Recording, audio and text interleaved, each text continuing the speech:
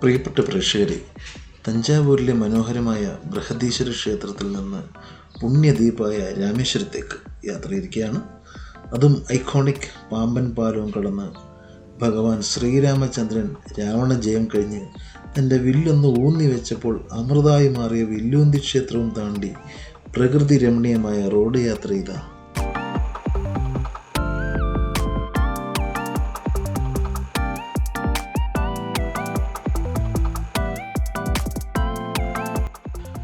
കുറേ ദൂരം ചെന്നപ്പോൾ റോഡിൽ കർഷകർ ചോളം ഉണക്കാനിട്ടിരിക്കുന്ന കാഴ്ചയുണ്ട്. ഇത് തഞ്ചാവൂരിലെ ഒരു പ്രധാന ഭക്ഷണമാണ്. മൃഗങ്ങളുടെ തീറ്റയ്ക്കും കൂടി ഇത് ഉപയോഗിക്കാറുണ്ട്.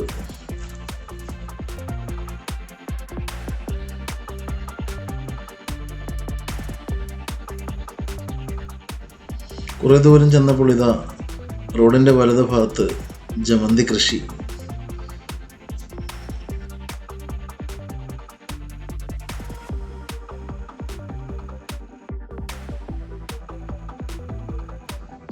തഞ്ചാവൂർ ബിഗ് ടെമ്പിളിൽ നിന്ന് റോഡ് മാർഗം പുതുക്കോട്ടൈ കാരക്കുടി വഴി രാമേശ്വരത്തേക്ക് ഏകദേശം 5 മണിക്കൂർ യാത്രയുണ്ട്. അതായത് ഏകദേശം 250 കിലോമീറ്റർ. രാമേശ്വരം എത്തുന്നതിനും അരമണിക്കൂർ മുന്നെയാണ് പാമ്പൻ പാലം. 1 നൂറ്റാണ്ടോളം പഴക്കമുള്ള ഈ പാലം രാജ്യത്തെ എഞ്ചിനീയറിംഗ് വിസ്മയങ്ങളിൽ ഒന്നായാണ് കണക്കാക്കപ്പെടുന്നത്.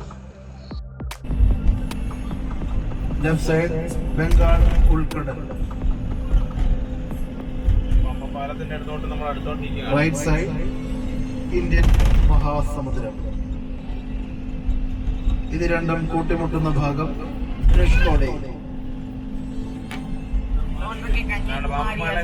പാമ്പൻ പാലത്തിലേക്ക് നമ്മൾ പ്രവേശിക്കും.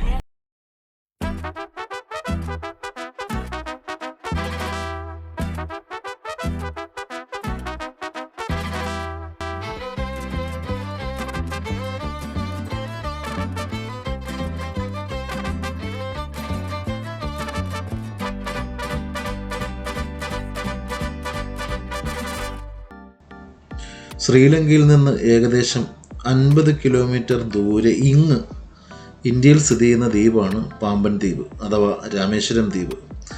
ഈ ദ്വീപിനെ ഇന്ത്യയുമായി ബന്ധിപ്പിക്കുന്ന പാലമാണ് പാമ്പൻ പാലം. നമ്മളിപ്പോൾ പോകുന്ന റോഡ് ബ്രിഡ്ജ് അല്ല, താഴെ കാണുന്ന റെയിൽവേ ബ്രിഡ്ജാണ് പാമ്പൻ പാലം.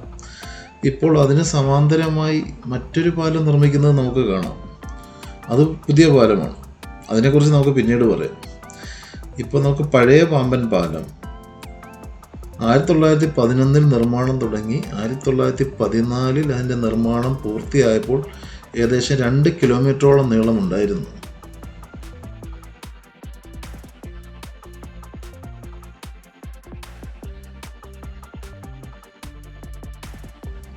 കപ്പലുകൾക്ക് കടന്നു പോകേണ്ടിയിരുന്നതിനാൽ നടുഭാഗം കപ്പൽച്ചാലിൻ്റെ വീതിയിൽ ഇരുവശങ്ങളിലേക്ക് ഉയർത്തി മാറ്റാവുന്ന രീതിയിലായിരുന്നു ഈ പാലം രൂപകൽപ്പന ചെയ്തത്.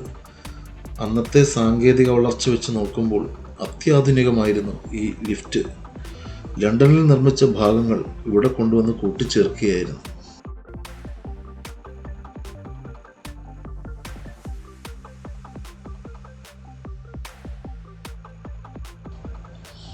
പാമ്പൻ റെയിൽവേ പാലം അതിൻ്റെ കാലയളവിൽ അത്യധികം പരീക്ഷണങ്ങൾക്ക് വിധേയമായിട്ടുണ്ട്.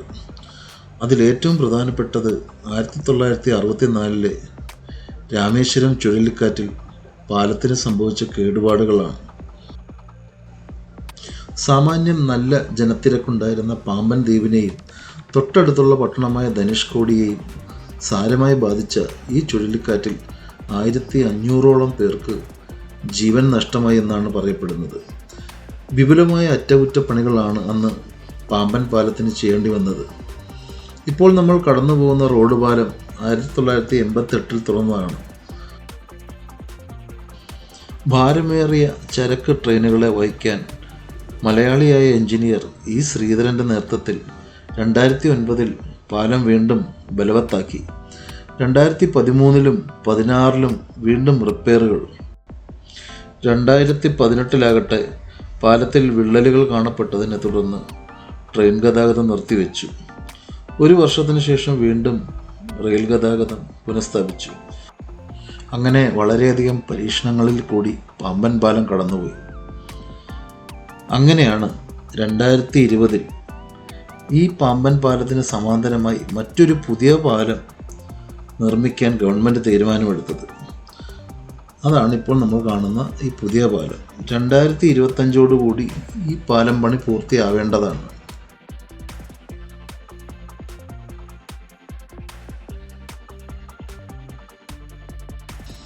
പാമ്പൻ പാലത്തിലെ കപ്പൽച്ചാലിൻ്റെ ഇരുവശത്തേക്കും പൊക്കി മാറ്റാവുന്ന കപ്പൽച്ചാലിൻ്റെ ഒരു നേർക്കാഴ്ചയാണ് ഈ കാണുന്നത് ലെഫ്റ്റ് സൈഡിൽ. എനിക്ക് ശരിക്കും വീഡിയോ ഫുട്ടേജ് എടുക്കാനായിട്ട് ചില ടെക്നിക്കൽ റീസൺസ് കാരണം സാധിച്ചില്ല.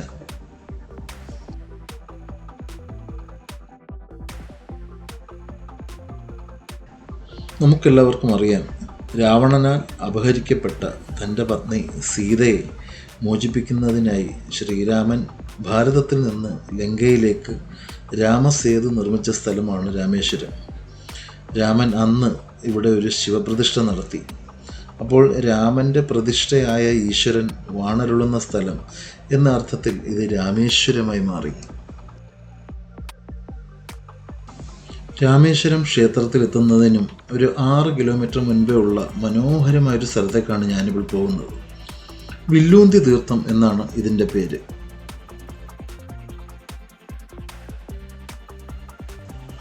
കടലിനാൽ ചുറ്റപ്പെട്ട ഒരു കിണർ. എന്നാൽ ആ കിണറിൽ ഉപ്പുജലമില്ല, പകരം അമൃതിന് തുല്യമായ നല്ല മധുരജലം. അത്ഭുതമായിരിക്കുന്നു അല്ലേ? ചില കാര്യങ്ങൾ സയൻസിനും എക്സ്പ്ലെയിൻ ചെയ്യാൻ പറ്റില്ല.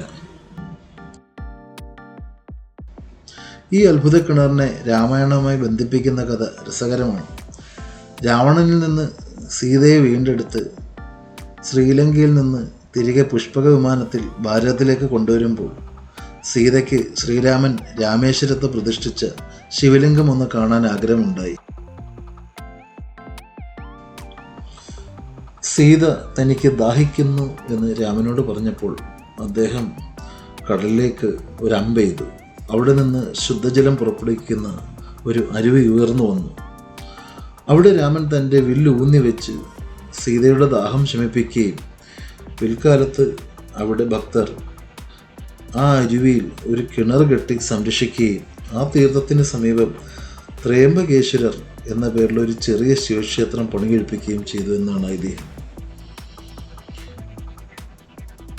മെയിൻ റോഡിൽ നിന്ന് ഒരു ലെഫ്റ്റിലോട്ട് ഒരു ചെറിയ നടവഴി, ഒരു ചെറിയൊരു പാത, കഷ്ടിച്ചൊരു 2 കാറിന് പോകാവുന്ന ഒരു പാതയിൽ കൂടെയാണ് പോകേണ്ടത്. ഏകദേശം 1 കിലോമീറ്റർ പോകുമ്പോഴാണ് നമ്മൾ കടൽ തീരത്ത് എത്തുകയും ഈ വില്ലൂന്തി ക്ഷേത്രത്തിലേക്ക് എത്തിപ്പെടുകയും ചെയ്യുന്നത്.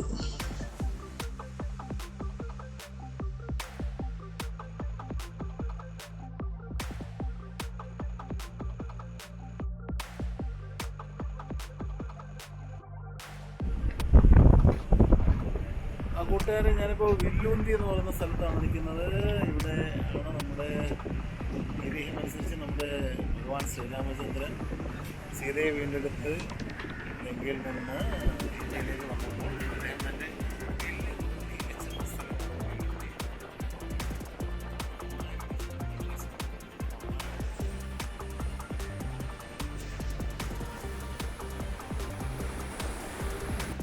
ഇവിടെ കരയിൽ നിന്ന് ഏകദേശം 100 മീറ്ററോളം നീളമുള്ള ഒരു ചെറിയൊരു പാലം ഉണ്ടാക്കിയിട്ടുണ്ട്. ഇതിൻ്റെ അവസാനത്തിലാണ് ആ കിണർ. ഈ കിണറിന് ഇത്ര ആഴമുണ്ട്. അപ്പോൾ ഇതാണ് ഇതിൻ്റെ ലൊക്കേഷൻ. അപ്പം ഞാൻ ഈ എപ്പിസോഡ് ഇവിടെ വെച്ച് നിർത്തുകയാണ്. കാര്യം ഞാനിനി രാമേശ്വരത്തോട്ടും തുടർന്ന് ധനുഷ്കോടിയിലോട്ടും പോകുന്ന വഴിയിലാണ്. അപ്പം ഈ വീഡിയോ ഇഷ്ടമായിട്ടുണ്ടെന്നുണ്ടെങ്കിൽ എനിക്ക് ലൈക്ക് തരിക, എൻ്റെ ചാനൽ സബ്സ്ക്രൈബ് ചെയ്യുക. അടുത്തൊരു വീഡിയോ ആയിട്ട് വരുന്നതുവരെ നന്ദി, നമസ്കാരം. Thank you.